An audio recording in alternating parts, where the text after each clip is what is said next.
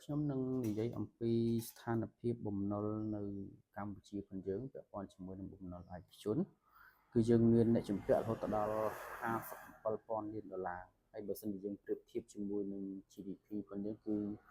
មានរហូតដល់ 180% នៃ GDP ផងយើងប៉ុន្តែបច្ចុប្បន្នគឺយើងធ្លាក់នៅសល់តែ 135% នៃ GDP ទេ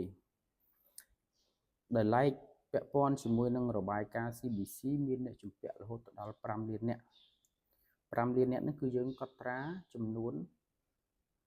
អ្នកកម្ចីឧទាហរណ៍ថាបើសិនជាគាត់ខ្ចី1នាក់2នាក់3នាក់គឺយើង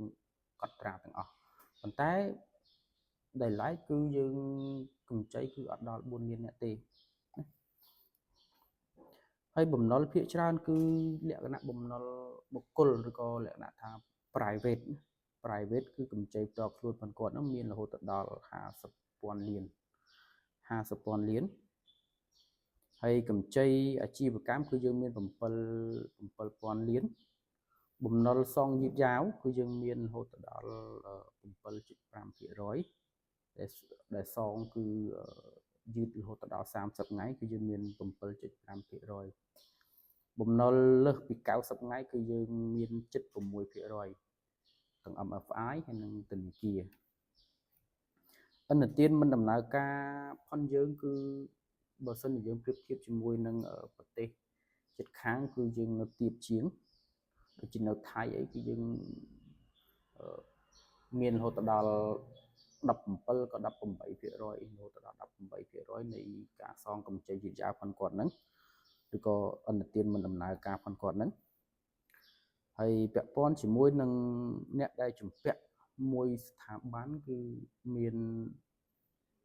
76% អ្នកដែលជំពាក់មួយស្ថាប័នអ្នកជំពាក់2ស្ថាប័នយើងមាន 20 ហើយអ្នកដែលជំពាក់3ស្ថាប័នគឺយើងមាន 4% បំណុលដែលធំជាងគេគឺបើសិនជាយើងមើលទៅគឺយើងឃើញមាននៅភ្នំពេញយើងមានរហូតដល់ 67,000 នាក់ស្មើនឹង 50% នៃឥណទានស្រុករបស់យើងបន្ទាប់ពីភ្នំពេញគឺយើងមានខេត្តកណ្ដាល 7.8% សៀមរាបមាន 32,000 នាក់កណ្ដាលមាន 38,000 នាក់